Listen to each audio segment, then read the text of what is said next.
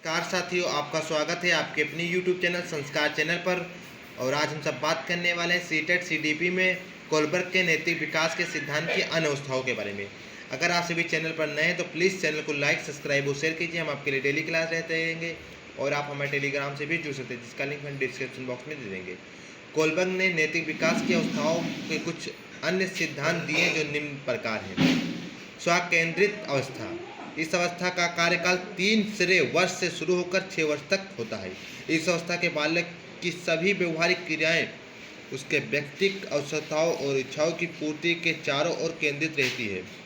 बालक के लिए वही नैतिक होता है जो उसके स्व अर्थात आत्म कल्याण से जुड़ा होता है। परंपराओं को धारण करने वाली अवस्था।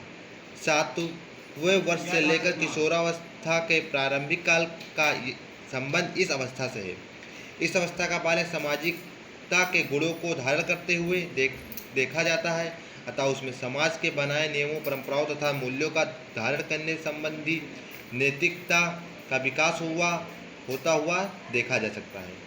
इस अवस्था में उसे अच्छाई बुराई का ज्ञान हो जाता है और वह यह समझने लगता है कि उसे के लिए किस प्रकार के आचरण या व्यवहार से दूसरों के अहित होगा या ठेस पहुँचेगी।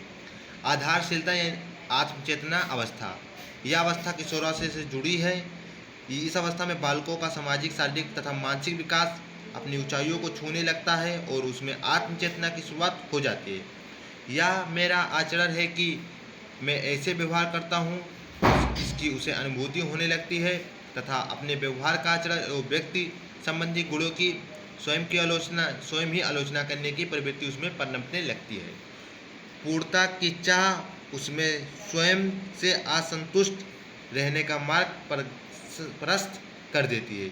यही असंतुष्टि समाज तथा परिवेश में जो कुछ गलत हो रहा है उसे बदल डालने या परामर्श या परंपराओं के प्रति सुधारवादी दृष्टिकोण अपनाने को प्रेरित करती है। आधारयुक्त आत्मचेतना अवस्था। नैतिक एवं चारित्रिक विकास की यह चरम अवस्था है।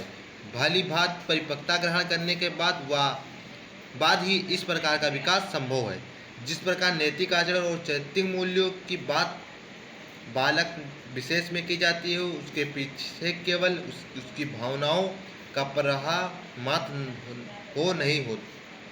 नहीं होता, बल्कि वह अपनी मानसिक शक्तियों का उचित प्रयोग करता हुआ अच्छी तरह सोच समझकर किसी व्यवहार या आचरण विशेष को करने अपने व्यक्तित्व के गुणों में धारण करता हुआ पाया जाता है।